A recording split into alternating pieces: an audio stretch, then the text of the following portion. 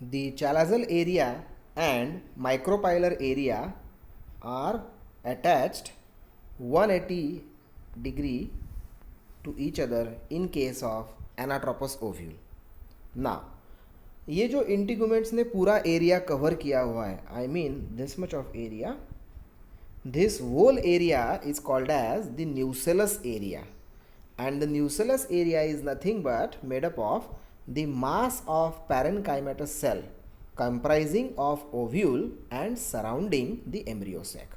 So these are all nothing but the parenchymatous cells which are present in the nucellar area. और उसी nucellus area में there is one cell which is called as the central cell. Now this central cell is formed due to meiosis of MMC, that is megaspore mother cell. तो न्यूसेलस का part तो हमें समझ में आ गया. We also observe the chalaza region, but if you observe the raphe, RAPHE, that is nothing but the part of the funicle that continues beyond the hilum along the body of the ovule to form the ridge. Now ये ovule को और hilum को ये connected पूरा area जो है integuments का, उसके एंड में एरिया है, उस एरिया को हम रेफे कहते हैं और रेफ कहते हैं, RAPHE. So this is the exact structure of the anatropous ovule. अब इस ओव्यूल में जिस सेंट्रल सेल की हम बात कर रहे हैं, उस सेंट्रल सेल में हमें एंटीपोडल सेल्स मिलेंगे which are 3. Then we will observe 2 polar nuclei, okay, as well as 3 egg apparatus, and these 3 egg apparatus contains 2 synergids plus 1 egg. So 3 plus 3, 3 plus 2 plus 3, of course there will be total number of cells available, that is 3 antipodals plus 3 apparatus, total हो गए 6, and these two total 7 and 8 nucleuses are there and 7 cells are there. तो हमें इसे in depth समझना है. अभी जो हमने पार्ट पढ़ा ये एनाट्रोपस ओव्यूल का स्ट्रक्चर था. नाउ इफ़ यू ऑब्जर्व, जो भी पार्ट इंटीग्यूमेंट्स ने एनक्लोज किया हुआ था उस पार्ट को हमने क्या कहा, न्यूसेलस.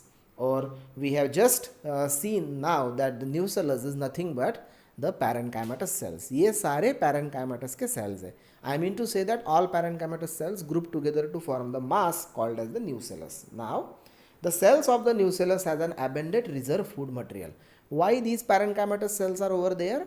क्योंकि उनको वहाँ न्यूट्रिशन प्रोवाइड करना है and they are rich in nutrients, reserve food material, so that the embryo sac or female gametophyte that get a proper nourishment through the parenchymatous cells. So an ovule generally has a single embryo sac formed from a megaspore through reduction division. I mean to say that the meiosis. तो जो ovule का part हमने observe किया, उस ovule में जो central cell थी बड़ी वाली, वो मियोसिस से बनी हुई है. So it is not only the meiosis that has takes place to form the central cell, but central cell के अंदर जितनी भी cells बनी है that are all done through mitosis. So we have to observe the exact process that how it is formed, okay? और उस exact process को हम कहते हैं megasporogenesis, formation of megaspores from megaspore mother cells, okay? So we will observe this. The process of formation of megaspores from the megaspore mother cell is called as the megasporogenesis. As you know, ovules, they are generally differentiated a single megaspore mother cell in the micropylar region of the nucellus, and it is a large cell containing dense cytoplasm and prominent nucleus. The MMC undergoes meiotic division, results in the production of 4 megaspore. So let's look at this part in depth through diagrammatic representation, okay? So here there will be a process as well as the diagrammatic representation. I have put total 3 figures to explain you the process of megasporogenesis. This is the first figure which is from, of course, NCERT book, okay? This one is the second figure, and that is from latest our 12 biology state board book. Okay, and this figure which I have made to make you suitably understand the process of megasporogenesis as well as megagametogenesis. So let's have a look one by one. So यहाँ हम जिस ovule की बात कर रहे हैं वही ovule का न्यूसेलर वाला पार्ट दिखाया है. अभी ये वाला पार्ट आप देख लो. ओके, और उसको इससे कंपेयर करो. So compare that part with this tissue. So I am talking about this. अभी इसकी हम बात कर रहे हैं, जो मैंने एन सर्कल किया हुआ है ये वाले पार्ट की हम बात कर रहे हैं. We are not talking about the integuments, the raphe, hilum, funicle and all other regions. Okay, so we are just talking about the nucellus. तो ये है आपका न्यूसेलस यहाँ पे इस डायग्राम में. So this is a nucellus. और ये जो सेल्स दिख रही है आपको, these all cells are nucellar cells. मतलब they are nothing but the parenchymatous cells. और इन न्यूसेलस के अंदर ये जो आपको बड़ी हुई सेल दिख रही है, बड़ी cell, this big cell is called as the megaspore mother cell which has a nucleus also. Now ये जो मेगास्पोर मदर सेल है ये डिप्लॉयड है और उसके आजू बाजू में बहुत सारी सेल्स है, और ये सारी सेल्स क्या है, न्यूसेलस मतलब पैरेन्काइमा. तो ये पैरेन्काइमा सेल्स इस मेगास्पोर मदर सेल को न्यूट्रिशन प्रोवाइड कर रही है. अभी ये मेगास्पोर मदर सेल मियोसिस से डिवाइड होगी. There will be first meiosis, that is meiosis 1 to form 2 cells. Okay, that is called as megaspore dyad. Then there will be meiosis second to form 4 cells that will be called as megaspore tetrad. तो हमें एक megaspore divide हो गई meiosis 1 से, हमें 2 haploid megaspore मिले, और ये 2 हैप्लॉइड मेगास्पोर फिर से डिवाइड हुए और हमें 4 हैप्लॉइड मेगास्पोर्स मिले. In total we got first dyad and then tetrad. Tetrad represents 4 megaspore. But जैसे आपको पता है, out of these 4 megaspore any one will become functional and rest of the 3 will degenerate. तो ये जो है ये फंक्शनल हो गई. मानो ये फंक्शनल यहाँ है और ये ऊपर वाले 3 जो है ये डीजेनरेट हो चुके हैं. अब ये जो फंक्शनल मेगास्पोर है ये हैप्लॉइड इन नेचर है और वो अभी बड़ी हो गई. उसमें आपको उसके न्यूक्लियस का डिवीजन मिलेगा.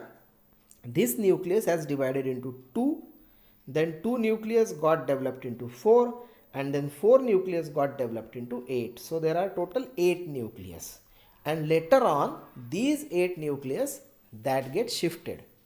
As we will observe, 3 will shifted over here, 3 will shifted over here, and remaining 2 will present in the center. And then there will be a cell membrane formation takes place to form a cell. तो cell membrane बन गई. इस nucleus को cell membrane चढ़ के इसके बन गए 3 इंडिपेंडेंट सेल्स और इसका बन गया antipodals. These are all antipodal cells, total 3, all are haploid in nature. ये 2 है, ये 2 ज्वाइन होके एग सेल बन गई जिसे हम कहेंगे central cell, that is a polar nuclei. Okay, और फिर बाद में ये जो बचे 3 थे उसमें से 2 हो गए filiform apparatus called as synergids, and 1 is a egg cell. Now let's have a look to the another diagram for more proper explanation that is shown over here in development of female gametophyte from our 12 biology state board book. This is what the megaspore we are talking about. अभी यहाँ nucellus भी नहीं दिखाया है. अ single megaspore दिखाई है which is diploid in nature. इसमें हो गई मियोसिस 1 एंड मियोसिस 2, और उस मियोसिस 1 एंड मियोसिस 2 से हमें 4 हैप्लॉइड सेल्स मिल गई. अब ये जो 4 हैप्लॉइड सेल्स है, ये 4 हैप्लॉइड सेल्स में से 3 डीजेनरेट हो गए. देखो ये डीजेनरेटेड दिखाए हुए हैं, और the 1 that becomes functional. Now ये जो फंक्शनल है इसे न्यूसेलस से ग्रोथ मिलने वाली है, और ये न्यूसेलस से जो ग्रोथ मिलेगी वो सेल बड़ी हो जाएगी और उसमें पहली माइटोसिस होगी, माइटोसिस 1. और माइटोसिस होगी तो there will be only karyokinesis, there will not be a cytokinesis. As you know, karyokinesis means division of nucleus.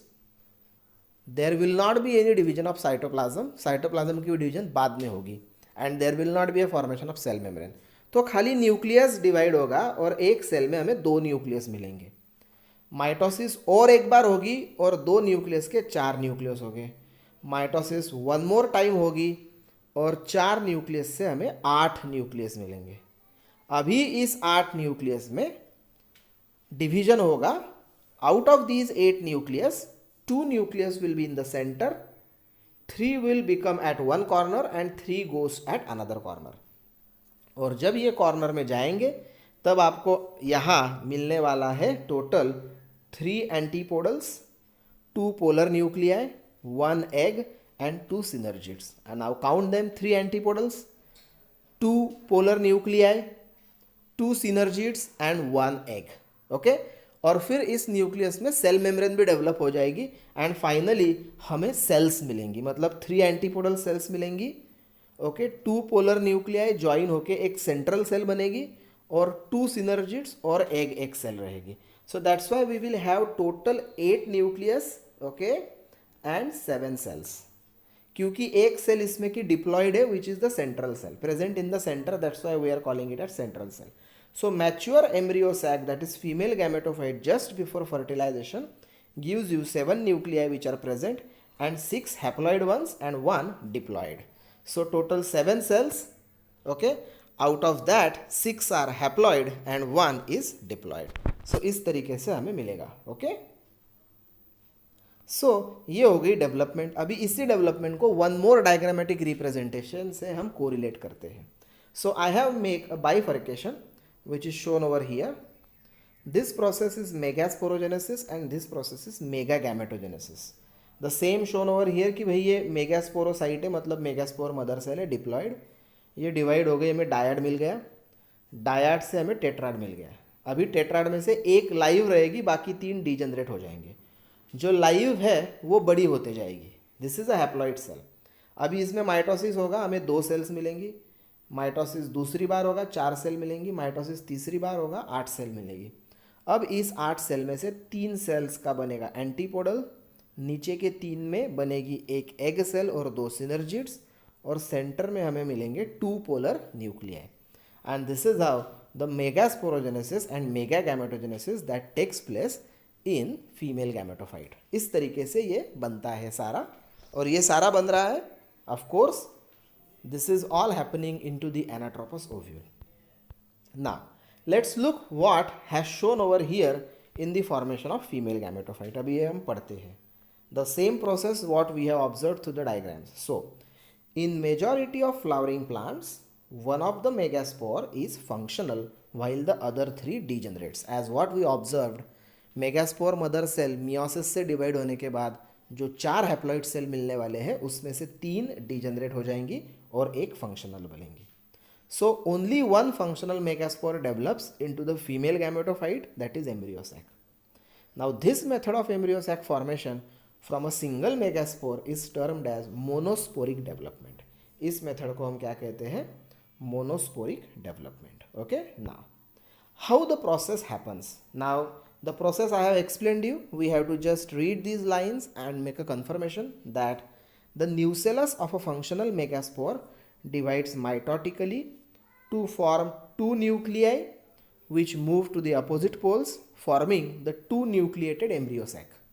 Now 2 more sequential mitotic nuclear divisions result in the formation of the 4 nucleate and later 8 nucleate stage of the embryo sac. उसके बाद 8 nucleus stages हमें मिलेंगी embryo sac में, and 6 of the 8 nuclei are surrounded by cell walls and organized into the cells. So out of these 8 nucleated stage 6 nucleuses they are surrounded by cell wall and organized into cells, so there will be total 6 cells and 2 nuclei. अभी जो 2 बची nuclei है that all 2 nuclei which are called as polar nuclei are situated below the egg apparatus in the large central cell. तो उसकी बनेगी एक large central cell. So these cells are grouped at micropylar end and are called as egg apparatus. micropyle की तरफ जो जाएंगी उसे हम कहेंगे egg apparatus. The egg apparatus in turn consists of 2 synergids and 1 egg cell, whereas the synergids have special cellular thickenings at the micropylar tip called as filiform apparatus. So which play an important role in guiding the pollen tube in the synergids, and this is one of the important point for NEET examinations कि ये जो egg apparatus होता है वहाँ filiform apparatus भी form होता है और ये synergids पोलन ट्यूब को गाइड करती है उसे एंट्री करने के लिए. Okay, so 3 cells are at the chalazal end and are called as the antipodals. 3 cells are at the micropylar end, of which 2 are synergids and 1 is egg cell, and remaining 2 nuclei remain present in the center, which form the central cell. So this is how the development process is takes place. तो ये development process होने के बाद ये ovary जो है और उसके अंदर का ओव्यूल जो है वो कंप्लीट फंक्शनल होता है. Now the pollen tube will go, okay, it will enter and fuses with the egg cell to form the zygote. अभी इसमें यहाँ जो एग सेल हमें मिल रहा है, egg cell is in the centre. अब इस एग सेल के साथ मेल गैमेट फ्यूज होगा और डिप्लॉयड जाइगोट डेवलप करेगा और इसकी पूरी प्रोसेस अभी हमें समझनी है. ठीक है, तो इसके आगे अलग अलग प्रकार के ओव्यूल्स अलग अलग प्लांट्स में देखने को मिलते हैं. On that types of ovules we have to observe in our next lecture. But before stopping the video you must know that gymnosperm में भी ओव्यूल्स होता है, एंजियोस्पर्म में भी ओव्यूल होता है, but there is much more quality that angiosperms they have ovary wall because they have the ovary. Gymnosperm they don't have the ovary wall. Angiosperm में possibly 2 integuments are there, but gymnosperm they have only 1 integument to their ovule, and these are the major differences that you need to keep your mind for the NEET examinations. The next part is for the types of the ovules, and we will observe these different types of the ovules in our next lecture, and I will of course give you one important questions related to this, as well as we will try to solve the answers of this. Okay, thank you very much for watching the video. Goodbye.